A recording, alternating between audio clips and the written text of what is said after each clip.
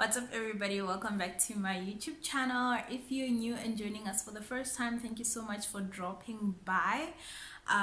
If you're a returning subscriber, thank you for coming back. Today we are continuing with part 1 of the Q&A.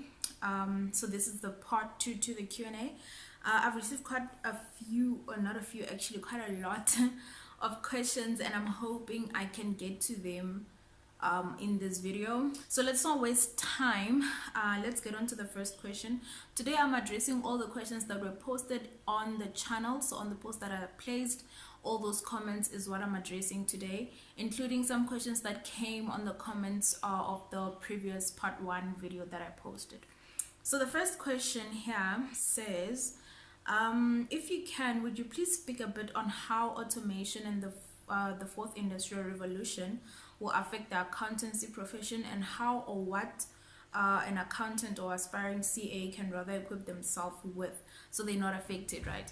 So the thing is, with 4IR, it's such a big force, it's such a revolution. It's obviously going to change the way we do things, and even with this COVID-19, it's already changed like the way we work. We're now working from home, we're now looking at alternative procedures, we're having Zoom meetings, we're having Teams meetings.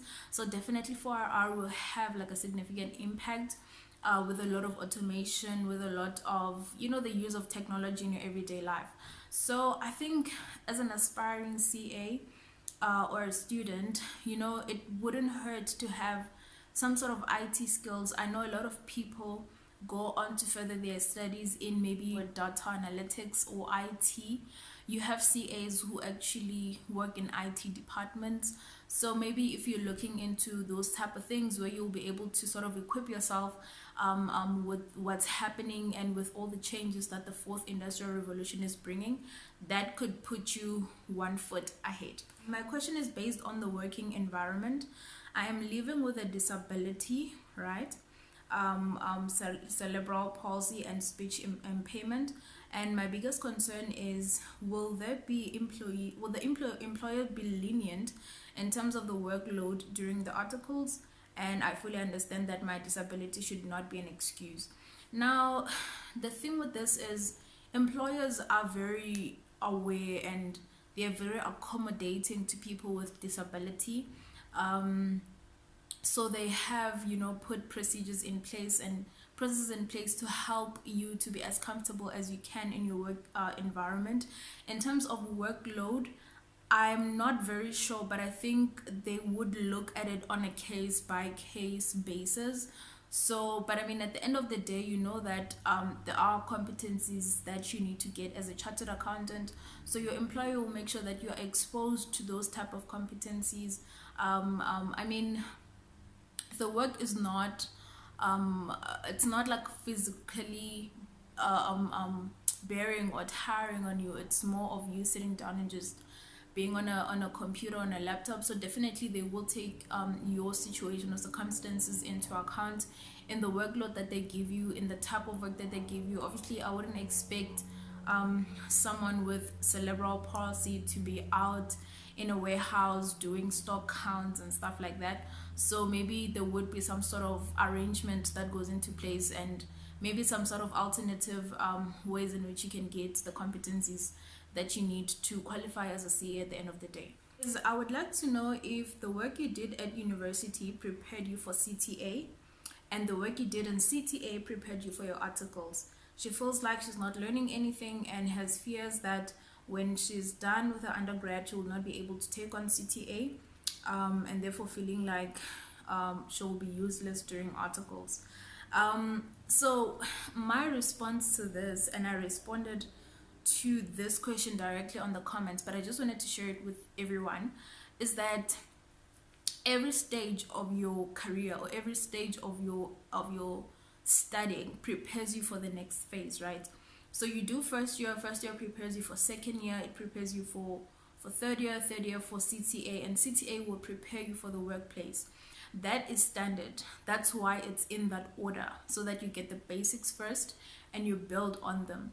But we cannot ignore the fact that each and every phase come with a new challenge, right? So you having done CTA doesn't necessarily mean you will be able to audit in real life. You'll be able to audit in the workplace, and that's why companies start you from scratch. They start you from the knowledge that you have from CTA, and they build you up on that. So with every stage that you get to, there will be procedures and processes and controls in place to make sure that you're able to perform the work that you need to perform at the standard that is required and expected of the person in that stage of their career. So I don't think there's a need for you to feel like undergrad is not preparing you enough for CTA, or CTA is not preparing you enough for the workplace. Obviously CTA can never be real life and that's just how it is. It's all theoretical. They give you theoretical company information, they give you theoretical scenarios, but when you move out of there and you go into your articles, you're now dealing with an actual company. You're dealing with the type of people where you now have influence, that if you do something it will affect someone, so obviously the dynamics will change with every situation. It'll be different with where you go, and every stage will have its challenges, but every point that you pass in your career prepares you for the next phase. So there's no need to feel like you're going to be useless or anything like that. So the next question says, how does one apply and register for ITC and APC, and how much does it cost to register for each? So with ITC and APC, both exams actually, if you are with a firm, a training office, any training office, they do pay for your ITC registration with SAICA, and also pay for your APC registration with SAICA. So any training office that is accredited by SAICA does normally pay for you.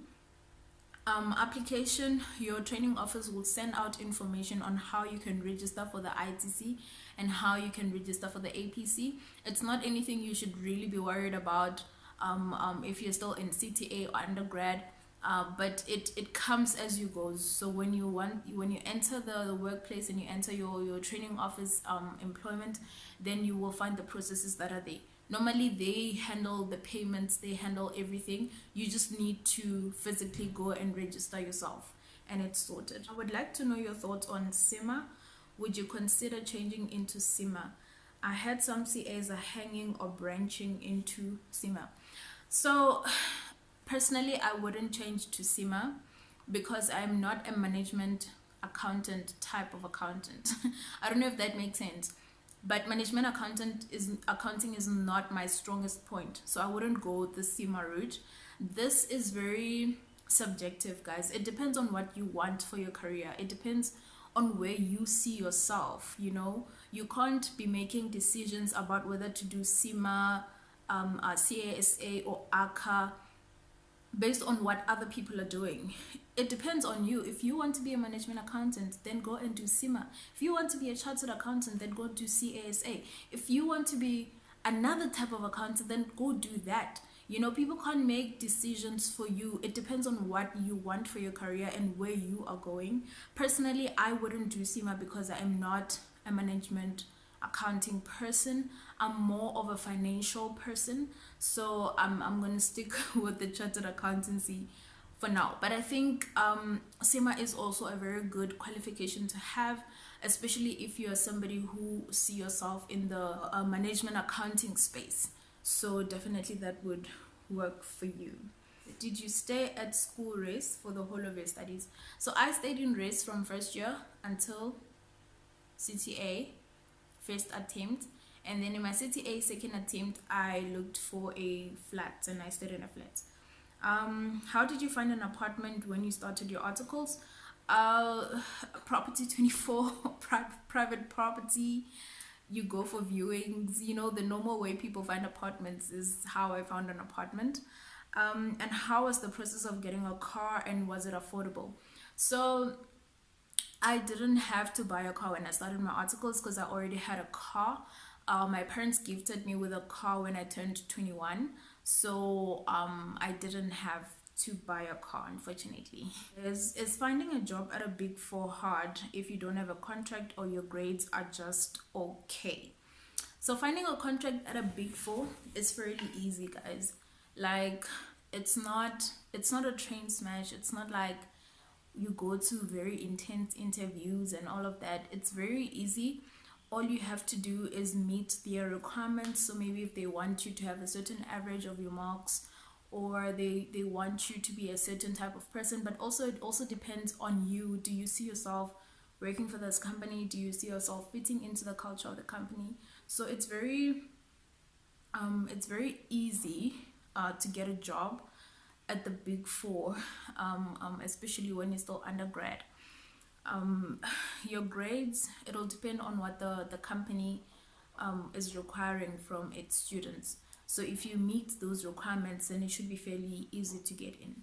Are you a seafood person or not? No, I'm not. Probably the only thing I eat from the sea is fish. Cooked fish, by the way. So no, I'm not really a seafood person. Makes me nauseous, honestly. Can you please talk about the difference between ITC and SAICA, and does it really matter when you apply for a job in terms of the two? Okay, let's talk about SAICA, right? SAICA stands for South African Institute of Chartered Accountants. That means it is a South African designation, and that it means it's a local designation, right? ITC is an association of chartered certified accountants, right? So it doesn't have a specific place where it's associated with.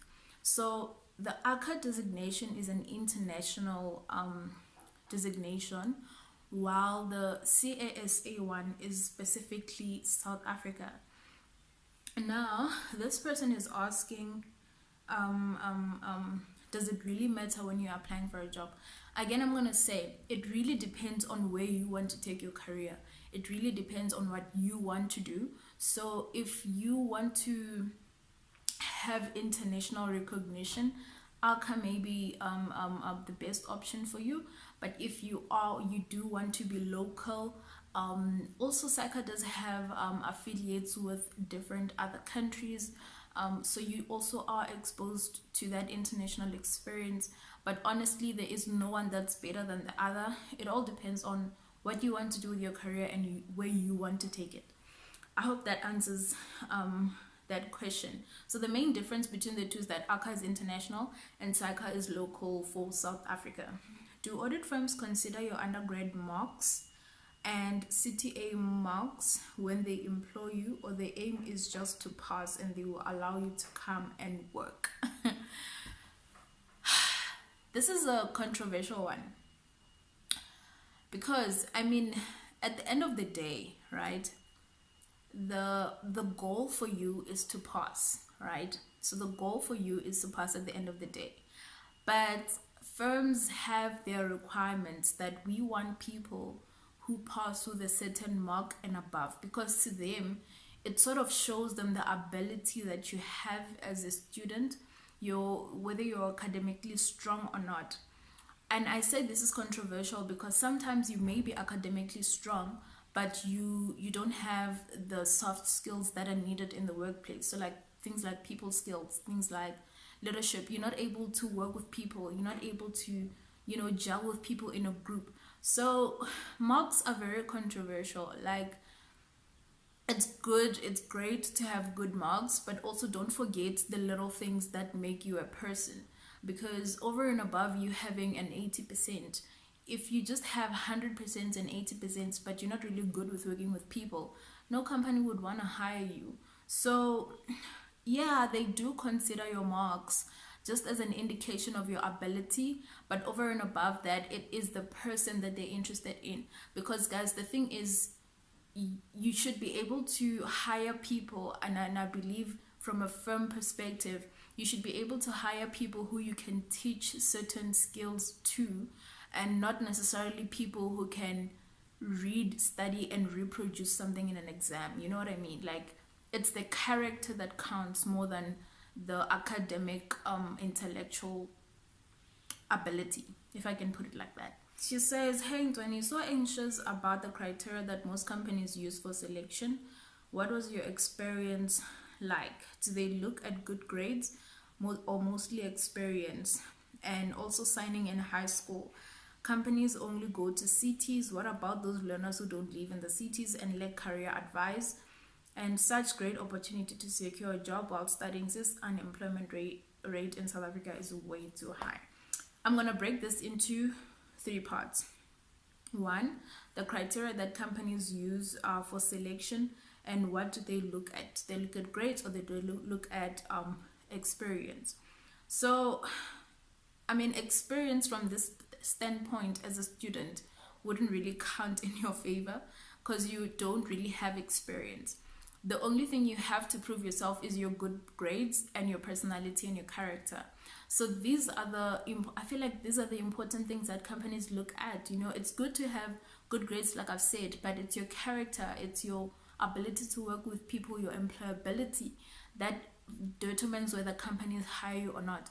So for experience, in terms of aspiring CAs and students, that wouldn't really count in your favor. But if you're somebody who's already in the workplace, maybe you're studying and working, experience could definitely count in your favor. The second part would be signing in high school. Guys, I have a video on this. If you are in high school and you feel pressured to sign, please take a moment and rethink about it. You do not have to sign. Just wait until you know what you want to do. Wait until you're sure that this is what you want to do. The third part of this questions is about learners who live in who don't live in cities, and learners that lack career advice and such opportunities, you know, to have knowledge and information. And this is basically the core reason why this channel, or my channel, exists today, to reach out to everyone, guys, to reach out to everyone who I can reach out to about such information. And one of my goals, or one of the things that I want to do with this channel, is to physically visit schools. And I'm not talking about schools in Joburg, not to be biased or anything, but I feel like you guys are so much closer to opportunities, are so much advanced, that you would probably find this information for yourselves. But my goal is to go back, you know, to schools in villages, schools in underprivileged societies, where, you know, speak to learners and encourage them and show them that I am one of you guys. I am from this type of background, and here I am, so you guys can make it too. That is one of my goals with this channel, and I think it's one of the things I need to start doing, visiting schools and speaking to underprivileged kids and speaking to people who would otherwise not have access to this type of information. So I do agree with you. People who don't live in cities normally don't have access to this type of information. I know I didn't, because I come from that type of background. What are the fields that one can do their articles except in audit? So you can do your articles in banking, you can do it in, you can train out of public practice. These would be your Balo Worlds, I'm just, you know, like mentioning from the top of my mind, your Balo Worlds, your Transnet, your SARS. Like, you can train anyway, guys, in anyway, as long as that company is registered with SAICA as a training office, you should be good. Next, are CTA exams done in writing or computationally? Normally, CTA exams are done in writing at your university. It's like your normal third year or second year final exam. It's just that this one is CTA, or an honors exam. Next question, what advice can you give to someone who is struggling with time management, especially when writing tests or exams? Struggling with time management is, it is a struggle. The best thing I can advise you to do is, when you when you do your practice exams, or you practice your question papers, practice against time. If this question is going to take you an hour to complete, if the recommended time is an hour, sit down for an hour, focus and do it. If you can't finish within that hour, continue with a different color pen and try to finish the question, and then mark it. See that if you only had that hour, how many marks would you have gotten? Otherwise, now that you have written with a different color pen, how many marks did you get? I think that will sort of help you practice with the pressure of time as you do your questions. I hope that answers that question. What's the difference between an auditor and someone that got their honors in managerial accounting and financial accounting? For someone that's doing Bachelor of Accounting in general, is it possible that they do their articles and then CTA first? So let's start with the Bachelor of Accounting one. He wants to know that is it possible to do articles before you do CTA? Let me say it used to be possible, or maybe it is kind of still possible. There are people who have done their CTA part-time and started working, and then unfortunately could not pass CTA for those 3 years of articles.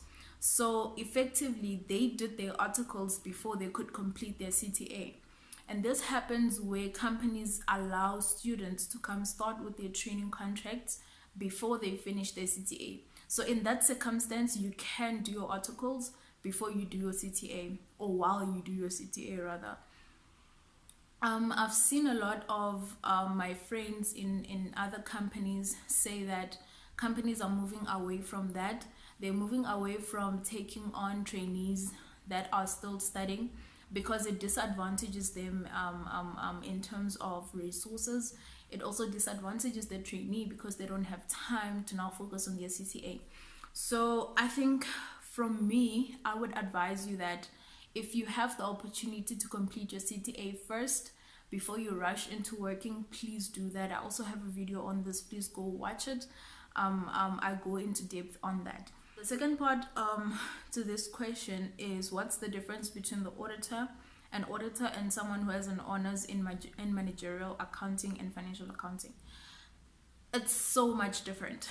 Okay, firstly, an auditor, if you're an auditor, you are a registered auditor with IRBA and you are a chartered accountant. With someone who has honors in managerial accounting and financial accounting, that could be anyone with an honors in that. Doesn't really necessarily mean that since you have an honors in managerial or financial accounting, you become an auditor, right? For you to become an auditor, you need to be a CA and you need to be a registered auditor with IRBA. The next set of questions, I know this video is going so long, guys, but I just want to finish and have no part 3 to this video. Okay, the next one is, could you please discuss training out of public practice and training in public practice, and where is the base to do your articles? I think I need to have a separate video on this. Training in public practice, I think would be training in audit firms, and you know, you're training to be an auditor or you're training in audit.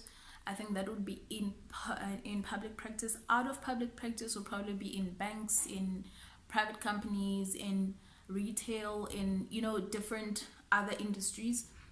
What is the best to do articles? That solely depends on you and what you want to do, the kind of exposure that you want to get. If you know that you're a banking person, then maybe just go into banking. If you're not really sure, maybe audit could be for you, where you get to rotate around the different industries, and you can now decide at the end what is working for you and what is not. Next question says, is there anything you would have done differently in your first year of work? No, I think I'm satisfied. You know, I think I've done everything that a first year trainee could have done. I think I've learned as much as I could, and I've taken time to myself as much as I could. So I don't think there was anything I could have done differently that I didn't do. Second last question says, do you think it's advisable and manageable to do articles when doing your CTA, or one should wait? I've already addressed this. Guys, if you have the opportunity to wait, finish your studies, please do finish your studies first, because trying to balance working and studying is not very ideal for most of us. So if you have the opportunity to finish, please do finish. Second question, do you see yourself becoming a mentor? I've had so many people ask me about mentorship and can I be their mentor? Guys, I don't have any professional sort of training on being a mentor. I'm not a trained mentor or coach or anything like that. Everything I say on this channel is solely based on my experience. So if it's something that you need like specific one-on-one coaching, maybe look at getting a professional coach. In terms of mentorship, I see this, me sitting here behind this camera and talking to you guys about my experiences as mentorship. Should you have any questions that you want addressed, this is why we do have Q&As, and this is why I always encourage you guys to please send me your messages on my DMs. I do try to answer each and every one of you, but unfortunately I cannot mentor one-on-one each and every person that asks me to be their mentor, solely because I am still in training myself. I do have work during the day. I am busy with my second board exam after hours, and I just don't have as much time as I would like to spend on being a mentor and being a coach. But should you have any questions, please, I do advise you to sort of send your text or DM on Insta, and I will try to get to it when I can. How should my CV look like if I have no experience and have only been studying? So if you've only been studying and have no experience, well, obviously you wouldn't have that experience section, but try to have other things in your CV, extramural activities, be involved in societies, be involved in leadership roles. If you're in risk, maybe look into getting into the risk leadership or management. So there are so many other things that you can do to enhance your CV if you don't have work experience, and maybe that's how your CV should look like. The very last question to close off this Q&A, because it is 30 minutes long. It says, tell us about your love life. Yeah, I don't have much of a love life, guys, because as you can imagine, I am quite a busybody. I am working during the day, I am studying during the night. So no, I am not in any type of relationship at the moment. My life is basically on hold for now. I'm happy with where I am. I'm happy with the kind of life I'm living, and I do not regret being where I am right now, because in my time of being single, I am actually learning a lot about myself. I am also growing myself in the YouTube space, growing my career, feeding into my cup, feeding into myself rather than taking out and giving out. So yeah, I think let's leave it here for this Q&A. I know that it's already so long, but I hope you guys really enjoyed it, and I have managed to answer most of your burning questions. If you do have any more questions, leave them in the comments. I will try to get to them. Otherwise, if you haven't subscribed already, please do hit the subscribe button. Give this video a thumbs up if you really enjoyed it. I will see you guys in my next video. Bye.